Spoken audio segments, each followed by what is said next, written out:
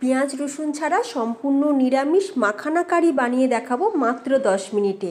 এই রকম রেসিপি পেলে বাড়ির সবাই শুধু আঙুল নয় পেটও চেটে খেতে বাধ্য হবে, এটা আমার গ্যারেন্টি। নমস্কার, বেঙ্গলি পাকশালায় আরও একটা নতুন রেসিপিতে তোমাদের সকলকে স্বাগত। নতুন বন্ধুদের স্বাগত জানিয়ে আর পুরনো বন্ধুদের পাশে থাকার জন্য অসংখ্য ধন্যবাদ জানিয়ে আজকের ভিডিও শুরু করছি। এখানে মোটামুটি আমি বড় কাপে 4 কাপ পরিমাণে মাখানা নিয়েছি। আর এই মাখানার সবজি খেতে কিন্তু ভীষণ টেস্টি লাগে। রুটি, লুচি, পুরি যে কোনো কিছুর সাথে খেতে কিন্তু দারুণ টেস্টি লাগে। আজকে এটা সম্পূর্ণ নিরামিষভাবে বানাবো, মানে পেঁয়াজ রসুন ছাড়াই। তাতেও দেখবে এতটা টেস্টি যে একবার বানিয়ে যাকেই খাওয়াবে সে কিন্তু রেসিপি জানতে চায়। আর মাখানা কিন্তু আমাদের ডায়াবেটিস পেশেন্টদের জন্য ভীষণই উপকারী একটা জিনিস, তাই মাখানা তোমরা রোজ খেতে পারো। এখন কি করব, আমরা মাখানার জন্য গ্রেভিটা রেডি করে নেব। তো গ্রেভি বানানোর জন্য আমি 1 কাপ জলেতে দিয়ে দেবো এখানে হাফ কাপ মাখানা, কয়েকটা কাজু দিয়েছি, মানে এখানে আমি ভাঙা কাজু নিয়েছি বলে সেই জন্য সেটা হাফ কাপের থেকে একটু কম নিয়েছি। যদি তোমরা গোটা কাজু ব্যবহার করো সেক্ষেত্রে 10 থেকে 12টা গোটা কাজু দিয়ে দেবে। আর লাগবে এখানে একটা বড় সাইজের টমেটো আর 1 টুকরো আদা। এখন আমরা এই সব কিছুকে একটু সিদ্ধ করে নেব। এটা সিদ্ধ হয়ে যাওয়ার পর ঠান্ডা হয়ে গেলে সুন্দর করে পেস্ট বানিয়ে নেব। এটাই হচ্ছে মাখানার গ্রেভি। আমাদের কিন্তু এটা ছাড়া আর কিছুই লাগবে না, আর বিশেষ কিছুই লাগবে না। এই মশলাটা পেস্ট করার আগে অবশ্যই টমেটোর খোসাটাকে বাদ দিয়ে দেবে।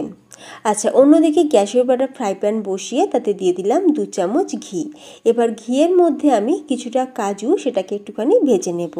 এইভাবে ঘিয়েতে কাজুটা ভেজে নিই, কাজুটা বেশ মুচমুচেও হয়, খেতেও ভালো লাগে। তবে এই কাজুটা কিন্তু সম্পূর্ণ অপশনাল, তোমরা চাইলে কিন্তু এই কাজু বাদামটা নাও দিতে পারো। তোমরা চাইলে এতে একটু মটরও দিতে পারো, মানে মটরশুঁটিও দিতে পারো, ফ্রোজেন মটরশুঁটি সেটাও ব্যবহার করতে পারো।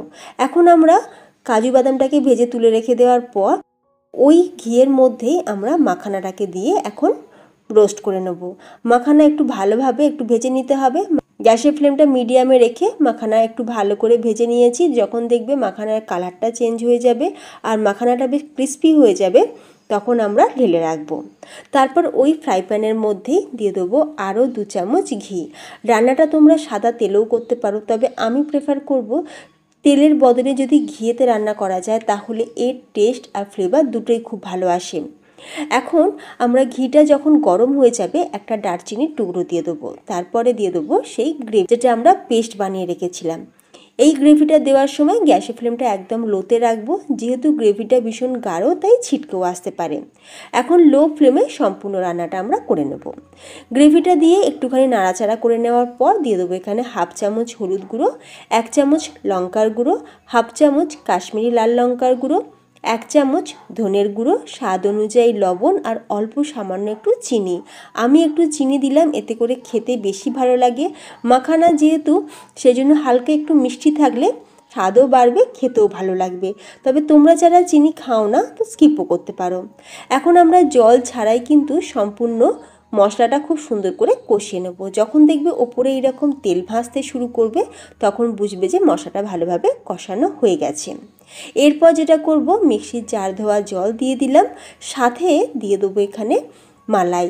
দেখো আমি এখানে বাড়িতে দুধ ফোটানোর পর দুধের ওপরে যে লেয়ারটা জমে তো সেটাকে আমি জমিয়ে রেখেছিলাম। তো এখানে মোটামুটি 1/4 কাপ পরিমাণে আমি এখানে মালাই দিয়ে দিলাম। মালাইয়ের পরিবর্তে তোমরা ফ্রেশ ক্রিমও ব্যবহার করতে পারো। যদি হাতের কাছে মালাই থাকে তাহলে অবশ্যই মালাই দিয়েই কাজ চালিয়ে নেবে। এখন মালাইটা দেওয়ার পর কিছুক্ষণ একটুখানি নাড়াচাড়া করে নিয়েছি। গ্রেভিটা ভালোভাবে ফুটেও গেছে। গ্রেভিটা ফুটে গেলেই আমরা দিয়ে দেবো মাখানা আর সাথে আর সেই ভাজা কাজু, আর দিয়ে দিচ্ছি 1/4 টিস্পুন পরিমাণে গরম মশলা গুঁড়ো।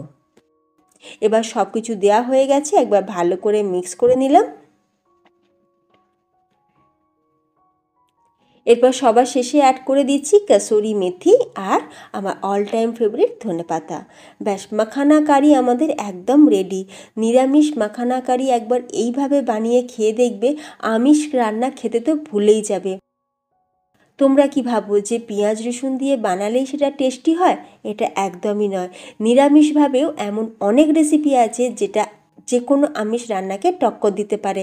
আর মাখানা সবজি যদি তোমরা এইভাবে বানাও, আমি বলবো তোমরা আঙুল কেন প্লেট চেটে খেতে পর্যন্ত বাধ্য হবে। 10 মিনিটে মাখানা কারি রেসিপি যদি তোমাদের ভালো লেগে থাকে তাহলে অবশ্যই ভিডিওতে লাইক, কমেন্ট আর চ্যানেলটা সাবস্ক্রাইব করে যেতে একদমই ভুলো না। তাহলে ফ্রেন্ডস, ভিডিওটা এখানেই শেষ করছি। দেখা হবে নতুন কোনো রেসিপির সাথে। ধন্যবাদ।